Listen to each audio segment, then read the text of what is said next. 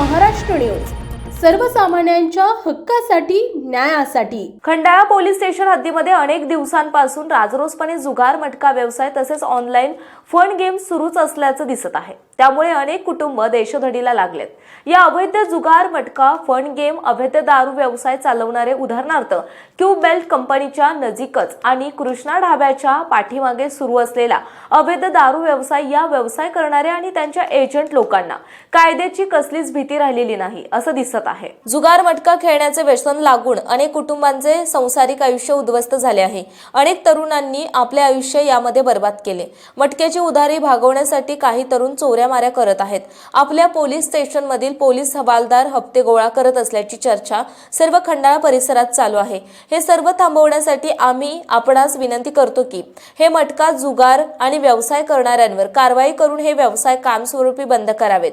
हे व्यवसाय जर कायमस्वरूपी बंद करून हप्ते गोळा करणाऱ्या आपल्या पोलीस स्टेशनचे कर्मचारी यांच्यावरही कडक कारवाई करण्यात यावी, नाहीतर रिपब्लिकन पार्टी ऑफ इंडिया पक्षाच्या वतीने सर्व पक्ष कार्यकर्ते यांना घेऊन मोठे आंदोलन सुरू करू याची आपण नोंद घ्यावी।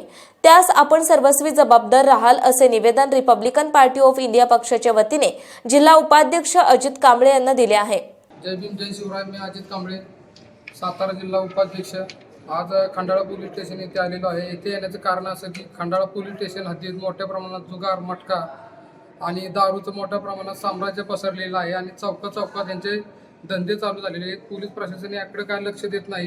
हे मोठ्या प्रमाणात जनतेकडून आम्हाला मागणी आलेली आहे। त्यामुळे मी इथं पोलीस स्टेशनच्या इथं आलेलो आहे आणि एकच सांगू शकतो तुमच्या चॅनलच्या माध्यमातून, येणाऱ्या आठवड्याभरात जर या धंद्यांवरती कारवाई करून संपूर्णतः हे धंदे जर बंद केले नाही तर लवकरात लवकर मी राष्ट्रीय अध्यक्ष गवई साहेब, सातारा जिल्हा अध्यक्ष संजय गाडे साहेब, महासचिव चंद्रकांत दादा कांबळे यांच्या मार्गदर्शनाखाली इथे खंडाळा तहसीलदार ऑफिस समोर आंदोलनाला बसणार आहे याचा इशारा देतो आणि थांबतो।